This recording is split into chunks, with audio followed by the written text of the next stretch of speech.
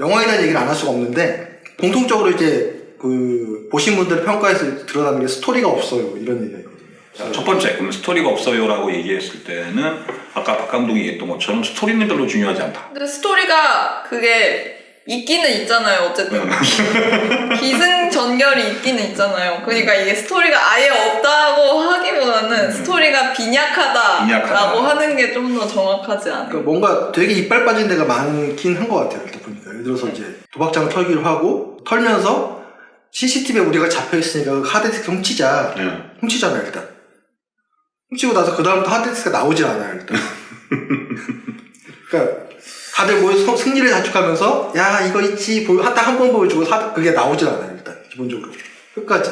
궁금하더라고. 그래서 어쨌든 이 3명, 4명의 주인공이 추격을 당하게 된 이유가 하드디스크 때문이었잖아요. 돈이 아니라. 근데 정작 하드디스크가 어떻게 됐는지가 볼 때까지 모르겠어. 끝날 때까지. 어떻게 됐어? 기억나요? 네, 거기서 나중에 그 한이 나와서 한마디 하죠. 하드디스크는 중요한 게 아니다 라는 식으로 언급. 중요하다며!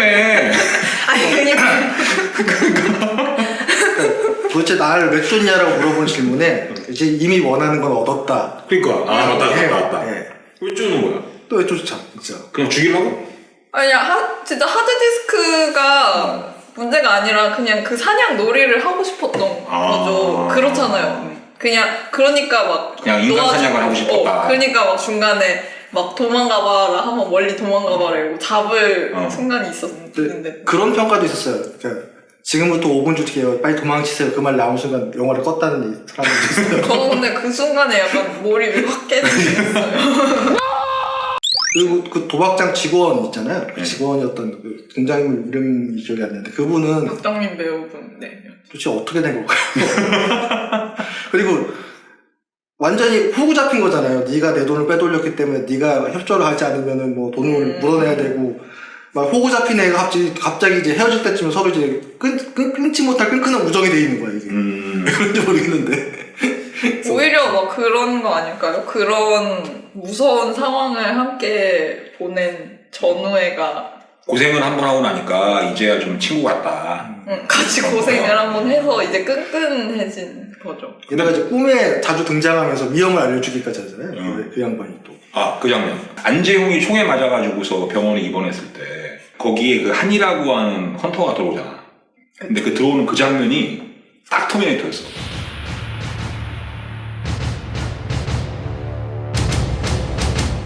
그러니까 병원에 딱 들어와가지고 어두침침한 데서 그 병실에 딱 그 입구가 있고 입구로 딱 걸어 들어오는 그 모습이 터미네이터가 총 들고 들어오는 그 모습하고 정말 똑같았어요. 그래서 보다가 이거 오마주 아닌가 생각이 들 정도로. 그래서 그거 보니까 그러면 혹시 하는 그 헌터는 사이보그가 아닌가? 그러니까요. 저는 그 생각을 초반에 굉장히 잔혹성이 드러나는 장면들이 있어요. 일단 귀를 자른다든지 자른 귀를 자기 집에 전시해 놓고 있다든지 목욕 제기한다고 총을 챙기잖아요. 맞아요.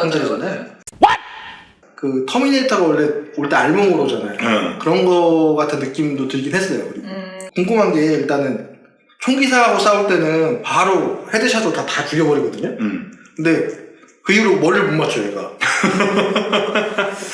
약간 기능이 떨어진 거죠. 기능이 떨어진 거야? 배터리가 다 사이보그니까 그게 약간 그 회로에 오류가 생겼거나 저는 그래서 그런 이해할 수 없는 행위들이 약간 인간이 기계를 이해할 수 없는 그런 생각이 들어서 얘가 진짜로 사이보그가 아닐까라는 생각이 들기도 했거든요. 왜냐하면 막 귀를 자르는 것도 사실 뭔가 그걸 자르는데 왜 자르는지 아무도 모르잖아요. 그러니까 그게 알고리즘으로 세팅이 되어 있는 거야. 그 귀를 자르는 거는 약간 인간들은 잔혹성을 드러내기 위해서 귀를 자른다. 그렇기 때문에 이 기계도 귀를 잘라서 보관한 게 아닌가. 참 애매하긴 해요. 근데 약간 오마주 같은 장면이 하나 또 있었긴 했는데 그 권총 중간에 이제 그 주인공이 준석이라는 그 친구가 권총을 뒤에 꼽잖아요. 약간 예전에 다이아드 2에 보면은 그 브루스 윌리스의 권총을 뒤에 테이프에 붙이고 손 들고 있다가 이게 쏴서 이기는 장면이 나온다고 해요. 그래서 권총이 정말 큰 역할을 할 줄 알았어 이제. 근데 안 나와. 그게 뭐 어떻게 보면 충격신이나 그런 거 할 때 편집하면서 좀 빠지고 그러지 않았을까? 감독판을 봤더니 막 권총 다 쏘고 막 그러지 않을까? 그럴 수도 있어. 아니면 권총이 너무 허접하고 시시해서 권총은 안 쓰는 거. 반드시 그 엠버로. 그리고 또 어떤 게 약간 좀 게 부실했었다고 생각이 돼요? 그래서 막판에 이제 그 이게 장면 나 권총을 쏠 줄 알았는데 갑자기 헤드라이트가 팍 켜지면서 우르르 몰려오는 거잖아. 서서. 서서. 심지어 서서. 전 솔직히 말하면 그때 뭐 5분 시간 줄게요. 그때는 별로 끄고 싶지 않았는데 갑자기 이제 항구에서 헤드라이트가 켜지면서 애들이 우르르 몰려 나왔을 때 진짜 끄고 싶더라고요. 찝찝한 애매한 그 당한 사람이 아니라 좀 별개의 사람이 복수를 하니까. 그러니까 저는 좀 아쉬웠던 게 총격신이 되게 중요했고 추격신이 되게 중요한데 그 스토리는 둘째 가더라도 근데 이제 워낙에 그동안 나왔던 수많은 영화들 중에서 인상적인 충격신들이 많았잖아요. 예를 들어서 그 마이클만의 히트 같은 데서 나오는 충격신은 진짜 압도적이었거든. 시가전에서. 그런 거와 자꾸 비교를 하다 보니까 이게 좀 부실하다라고 하는 그런 느낌도 받았을 것 같아. 그렇죠. 은폐 은폐도 안 하고 서서 막 총을 쏴. 담배도 피고 총도 쏘고 뭐 이런 약간 프로페셔널한 그 모습을 보여주기 위해서 그럴 수도 있지만 말도 안 되는 거거든요, 솔직히. 장호 형이 천식이 있는데 장호라는 인물이 천식이 뭔가 스토리에 영향을 끼치는 게 단 1도 없어요. 마지막에 끼치기는 했잖아요. 그치. 근데 너무 과한 설정이 아닌가. 마지막에 그 장면을 위해서 죽는 장면을 위해서 이걸 한다는 게 너무 과한 설정이 아닌가. 그리고 자는 척 죽는 척 이런 자는 척을 되게 많이 하잖아요. 이 인물이 관심받기 위해서. 그 설정 자체가 마지막에 우리가 더 기억에 남지 이 천식을 아는 설정은 전혀 아무것도 기억에 남지가 않더라고요. 근데 사실 이제 요즘의 CCTV는 그 CCTV 앞에 사람이 배회하거나 자주 보이거나 아니면 몇 사람이 뭉쳐있거나 하면 자동으로 알람을 줘요. 오. 자동으로 알려줘요. 그 영상을 따로 빼서 저장을 해요. 모션 캡처. 모션 감지. 그러니까 모션을 감지하거나 아니면 뭐 배회, 뭐 군집, 그 다음에 뭐 싸움 이런 것들을 감지해가지고 관리자한테 알람을 줘요. 요즘 CCTV도. 그럼 특정 인물의 얼굴을 인식을 해서 이미 이게 근미래 설정이고 기술이 좀 발달한 시대면은 이미 CCTV에서 네, 다 알고 있어요. 걸렸을 수 있다. 이미 도박장 주변에 누가 있다는 걸 다 알고 있을 것이고 심지어 그게 누군지도 특정을 할 수가 있어요. 근데 얘네들 CCTV에 하드디스크를 훔치고 있네? 아니면은 그런 거 아니에요? 그러니까 돈이 없어서 옛날 구식 CCTV를 돈이 없다기보다는 도박장은 돈이 너무 넘쳐나는데 이게 아니 뭐 좋게 얘기하면 도박장이 그 클라우드나 그런 걸 안 쓰는 이유가 이게 또 어떻게 보면은 그 불법이잖아. 법이니까 이제 그런 거 갖다가 하기 위해서는 했을 수도 있겠다라고 이렇게 한번 말을 맞춰줄 수도 있을 것 같고 게다가 영상하고 주요 정보는 따로 저장하는 게 원칙이 있고요. 자 이렇게 되면서 우리는 황수석이 일하고 있는 IT 업계가 어떤 분야인지를 추정할 수 있는 단서들을 몇 개 얻었습니다. 맞춰보세요. 누구냐 너? 그리고 이제 뒤로 가면서 야 이제 딱 2명 살아남잖아요. 그렇죠? 근데 2명이 아니라 1명도 거의 죽었는지 살았는지 알 수 없는. 그치. 죽은 것처럼 나오잖아요. 그러니까 마지막에 이재훈 장면이 이제 그게 딱 마지막 엔딩을 딱 보다 보면 이재훈이 뭔가 복수의 준비를 딱 하잖아. 그쵸. 그러면서 딱 정신이 드는 거야. 이게 지금까지 오프닝이었구나. 속편이 있는가? 속편이. 그런 생각하게 되는 거지. 배 타고 돌아온 장면 속편의 존재를 생각할 수밖에 없게 되죠. 제 친구가 그런 얘기를 했잖아요. 이 영화가 제일 짜증나는 점은 속편을 예고를 했다는 게 제일 짜증난다고 했는데 저는 속편 당연히 나오지 않을까요? 이게 속편을 얘기를 하는 게 저는 사실 이거 자체가 되게 디스토피아물이고 이 영화 안에서 주요 캐릭터로 여성이 등장하지 않고 그리고 되게 중요하게 나타나는 여자 캐릭터 이재훈의 엄마로 나오는 캐릭터는 죽었잖아요. 그렇죠. 그리고 여기 안에서는 도박장에서 조연으로 조금씩만 여성 캐릭터가 있단 말이에요. 그래서 저는 오히려 이게 SF일 수도 있겠다는 생각을 한 게 여성 캐릭터가 중요하게 나오지 않고 조연으로밖에 나오지 않으니까 혹시 이 영화는 여성이 거의 멸종을 한 설정이 아닐까라는 생각을 했거든요. 사실 이 영화 안에서도 대다수의 소재가 다 그 설명이 안 되잖아요. 네. 그 설명이 안 되기 때문에 오히려 우리가 상상을 할 수 있는 거고, 뭐 예를 들어 한 사이보그 설도 그 인물에 대한 정보가 아예 없으니까 우리가 걔가 사이보그다라고 얘기를 할 수도 있잖아요. 그래서 그래서 SF가 아닐까라는 생각을 했어요. 전에 한번 이게 국제영화제 초청된데 그쪽에서도 그런 비평이 나왔었대요. 왜 이렇게 여성 캐릭터가 없냐. 근데 감독이 한 말이 되게 기가 막혀요. 연애 쪽은 넣고 싶지 않았고요. 맞아. 예, 그래서 뭐 주인공들을 집중하기 위해서 여성 캐릭터가 없습니다라고 이런 식으로 대답을 했다는 거예요. 러브라인을 만들지 않기 위해서. 근데 좀 여성 캐릭터라면 무조건 러브라인 생긴다는 이런 편견은 도대체 어디서 나온 건지 좀 이상하긴 아니 하고. 여기서 했던 그 오마주로 봤던 그 뭐죠? 그 터미네이터, 에일리언 다 여주인공이잖아. 그렇죠. 그래서 되게 멋있게 나오는 여성 캐릭터 한 명이 있긴 했었어요. 그 담배 딱 피면서 이제 날아오는 그 지훈이 엄마요. 근데 뭔가 이제 이분이 뭔가 할 줄 알았어요, 저는. 되게 멋있게 나왔거든요. 아들한테 이것도 받아보내면서. 아, 맞아. 이러면서, 뭔가 역할이 있을 줄 알았어요. 근데 없어요. 없어. 사라졌어, 그다음부터. 그냥 뭔가 여성에게 거의 역할이 주어지지 않는 시대상이면은 뭔가 여성이 굉장히 멸종 위기에 처했기 때문에 약간 그래서 전면에 나타나지 않고 약간 그런 식으로 해석을 할 수 있지 않을까라는 생각을 했거든요. 수많은 영화에 오마주 같은 장면들이 있다 보니까 그런 것도 있는 것 같아요. 차 같은 것도 위에 전선 빼가지고 하잖아요. 이게 요즘 차는 그렇게 안 돼요. 아, 그러네. 이거 안 돼요. 더구나 전기차는 더더욱 안 되겠죠. 그렇죠. 요거는 뭐가 전기 스파크를 줘가지고 엔진에 불꽃으로 튀겨서 시동을 거는 건데, 요즘 차는 이제 OBD라고 해가지고 별도 인터페이스를 연결해가지고 그 전자장비를 조작을 해야지만 시동을 걸 수가 있습니다. 작가가 면허가 없는 게 아닐까? 차를 일 못하는 거죠, 차를. 아니면 오히려 안재홍이 엄청 기계에 통달한 메카닉이어서 그런 식으로 좀 시동을 오히려 안재용 사이보그설이 맞는 거죠. 안재용 사이트. 옛날 로보캅의 컴퓨터 키처럼 이게 찍 나와서 툭 꽂으면 바로 시동이 걸리는 거예요. 근데 천식이 있어. 근데 저식이 있어. 소평 만들 때 힘들겠네요. 이것저것 다 하려면. 안재용 사이보그설도 해결해야 되지, 한 사이보그설도 해결해야 되지. 그래서 실제로 수편이 안 나오는 SF들이나 명작들이 많잖아요. 기다리는. 예를 들어서 많이 기대했던 것 중에 하나가 좀 오래된 영화인데, 키아누 리브스가 주연했던 콘스탄틴 아니에요? 아, 그거 너무. 그거는, 그럼 분명히 이건 2편 나와야 된다라고 생각했는데 안 나오잖아. 이것도 모르지 못하게 있지. 그냥 최고의 금연 권장 영화가 됐죠. 담배를 피지 맙시다. 근데 그 영화를 보면 흡연이 하고 싶어져. 일단 영화 내내 담배를 겁나 맛있게 피다가 막판에 버려. What the fuck? 그러면 일단 대충 영화 내용은 대충 얘기를 했는데 사실 이제 그런 건 다 동의를 하실 것 같아요. 약간 영화의 스토리나 내러티브들이 약간 SF의 모든 설정들과 잘 이렇게 맞물려 있진 않다. 우리가 보기에도.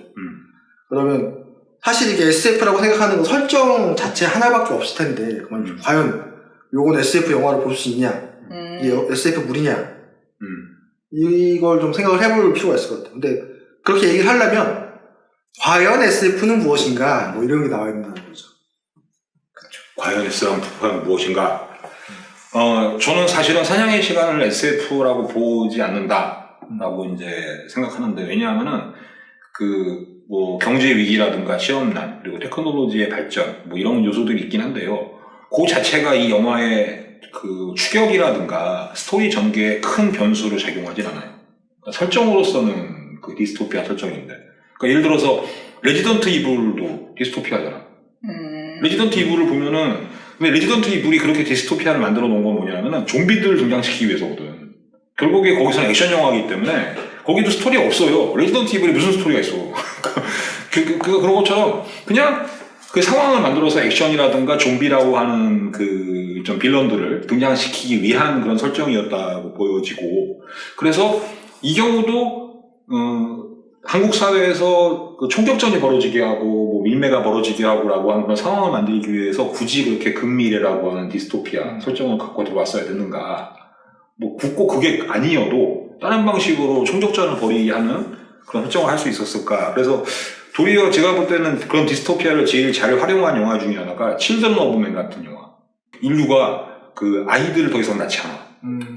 그러면서 거기서 유일하게 태어난 아이를 갖다가 지키기 위해서 정말 난리부르스를 치는 거기서도 막판에 총격전이 엄청난 씬이거든요.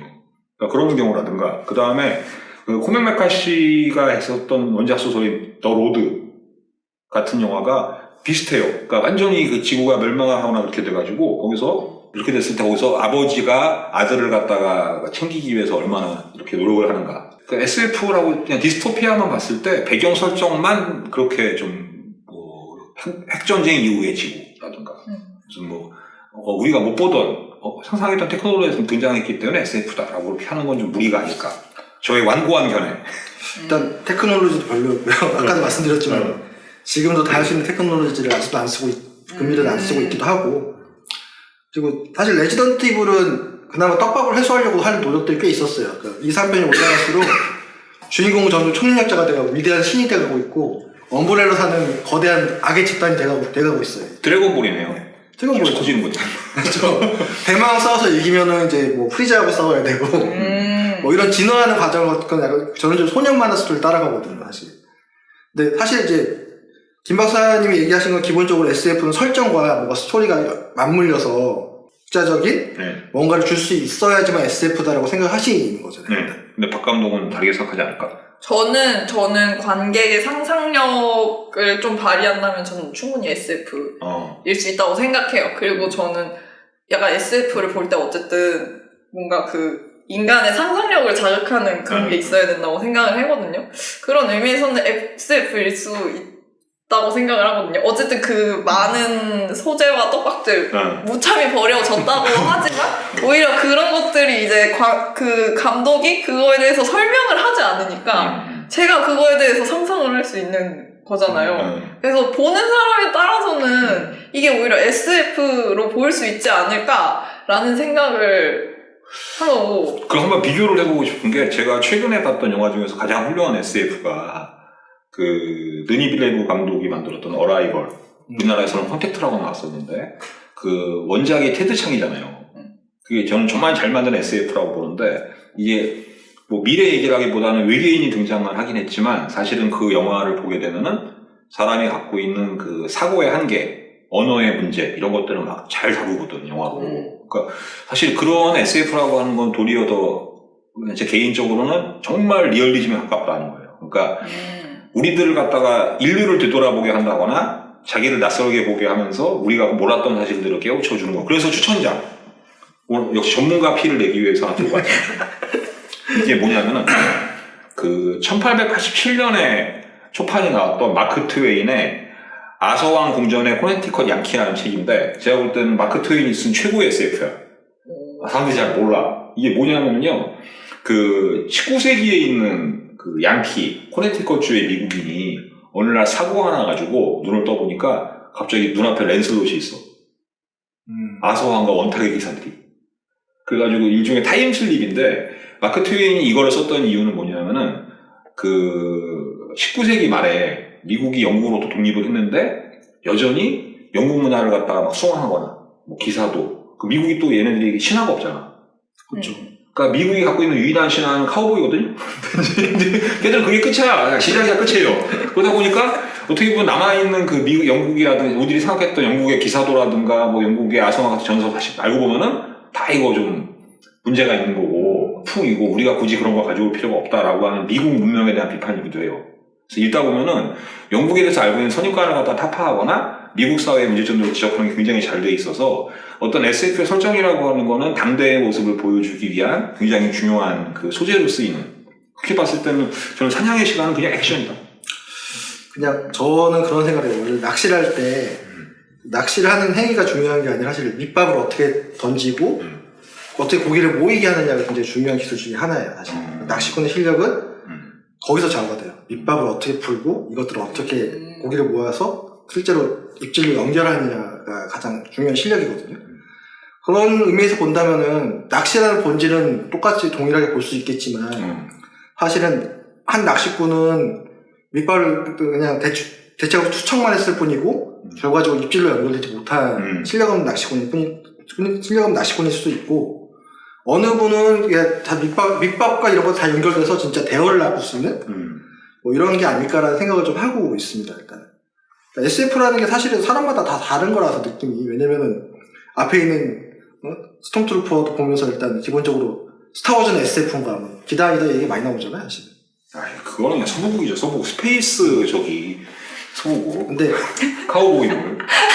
그러니까 보통의 사람들은 이렇게 세세하게 나눠서 SF를 인식을 하지는 않는다는 거죠. 그래서 많은 사람들은 이 영화를 SF로 인식할 수도 있고 SF로 인식하지 않을 수도 있는데 그거는 이 영화의 설정의 장르가 SF가 아니어서 그런 게 아니라 그 떡밥의 기술, 떡밥과 회수의 기술이 너무 부족해서 개연성이 전부 다 이빨이 빠지다 보니까 사실은 배경을 싹 바꿔도 이 얘기가 흘러가거든요. 예를 들어서 미국 뉴욕으로 싹 바꿔가지고 뭐 이재훈이 뭐 예를 들어서 브루스 윌리스가 되고 뭐 이렇게 해가지고 그러기에는 제작비가 좀 그러겠죠 일단. 근데 뉴욕까지가 뭐 좀 힘들죠. 배경을 현대 당대 뉴욕으로 바꿔도 이 스토리하고 배경과의 안물림이 너무 적기 때문에 전혀 어색하지 않다는 거죠. 그렇기 때문에 SF가 아닌 것 같은 이질감을 느끼는 게 아닐까 라는 좀 생각을 합니다. 일단. 그냥 제가 봤을 때 내가 맘대로 SF라고 해석할 수 있는 거잖아요. 그 영화는 떡밥이 너무 없어서. 그럼 제가 해석하는 거에 따라서 어쨌든 장르를 좀 다르게 볼 수 있으니까 좀 SF가 될 수 있지 않을까? 라는 생각. 되려다 말았구나. SF가 될 수 있었는데. 그 약간 오히려 그 어라이벌 그 영화? 근데 약간 그런 식의 되게 사람들이 잘 만들어진 SF를 보고서는 SF인데? SF가 아닌 것 같다라는 평을 하잖아요. 저는 그게 되게 재밌다고 생각을 하거든요. 근데 사실 그런 영화들이 SF인 거는 그럼 그것도 SF인 것 같지만 SF가 아니다라고 하면 그 영화도 어떤 사람들한테는 진짜 SF가 아니다라고 받아들여질 수 있는 거잖아요. 그래서 약간 진짜 보는 사람마다 좀 그런 게 다른 방식으로 영화의 경험이 좀 다르지 않은가 이런 생각을 했습니다. 간단히 얘기하자면 영화를 너무 잘 만들거나 너무 못 만들면은 사람들이 SF인지 아닌지 헷갈려 한다잖아요. 잘 만들거나 못 만들거나 둘 중 하나. 어제는 낚시를 한다고 하셨는데 어제는 낚시를 하는 거 자체는 낚시라고 하잖아요. 이걸 고기를 잡든 못 잡든 어쨌든 그 줄에 그 나무 막대기에 줄이 달려서 찌가 있어서 이걸 던지면 낚시라고 하니까. 뭐 그렇게 본다면 뭐 고기를 잡을 때 작달 던지는 거 낚시하고 다른 거니까. 근데 사실은 SF에 대한 장르의 정의를 하기가 너무 어려워요. 그러니까 예를 들어서 히어로물들도 SF라고 볼 거냐. 자, 저기 가디언스 오브 갤럭시 같은 거 우주 나오잖아. SF 맞지 않아요? 약간 저는 되게 폭넓게 SF를 그래서 뭐 흔히 말해서는 제가 말했던 것처럼 막 이렇게 예를 들면 인터스텔라 같은 또는 어라이벌 같은 것들은 하드 SF라고 하기도 해요. 엄밀하게 과학적 설정이나 근거에 입각해서 만드는 게 있는 거고. 근데 옛날 뭐 저기 뭐죠? 달나라 여행이라든가 그 19세기 때 SF 초기작들, 그래서 프랑켄슈타인 같은 거 보면 그것도 SF거든. 그 당시에는 과학의 수준이 딱 그 정도였던 거야. 그 수준에 맞춰가지고서 그걸 배경으로 해서 만든 그 소설이나 콘텐츠들이 SF일 수가 있으니까 뭐 굳이 뭐 그렇게까지 딱 과학기술의 뭐 그 적합성 그런 거 따질 필요는 없겠지만 박 감독 말대로 보는 사람이 SF 네? 그렇게 생각하면 뭐 어떻게 말리겠어요? 맞아. 뭐 뜯고 고칠 수가 없잖아요. 그래서 좀 앞으로도 이런 아리까리한 것들을 좀 많이 끄집어내서 약간 얘기를 좀 하는 것도 나쁘지 않을 것 같아요. 보시는 분도 뭐 댓글로 이런 거에 대해 의견 주시면 더 좋을 것 같고 보실 분이 있을까? 그래서 좀 간단하게 소감 한마디 정도 하고 마무리 지으면 될 것 같아요. SF의 길은 길고도 험하다. 오늘 해보니까 알겠네. 이거 유튜브가 쉬운 것도 아니지만 SF도 그에 못지않게 길고 험한 길이다. 그런 생각이 들었어요. 박감독. 저요? SF 얘기하는 게 되게 재밌네요. 계속 했으면 좋겠네요. 야, 큰일 났네. SF 짱. 얼마 후면 디스토피아적 설정에 총격전이 나오는 SF라고 할 수 있나?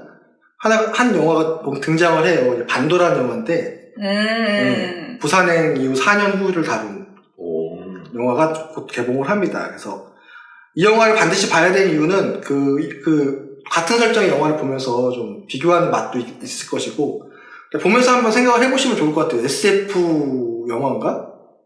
아닌가? 이것도 하나의 영화 보는 재미가 될 수 있지 않을까 싶습니다. 그래서 일단 오늘은 여기까지 해서 마치겠습니다. 그러면 여러분 다음 시간에 볼 수 있을지 없을지 모르겠지만 꼭 뵀으면 좋겠습니다. 자, 끝! 갑시다!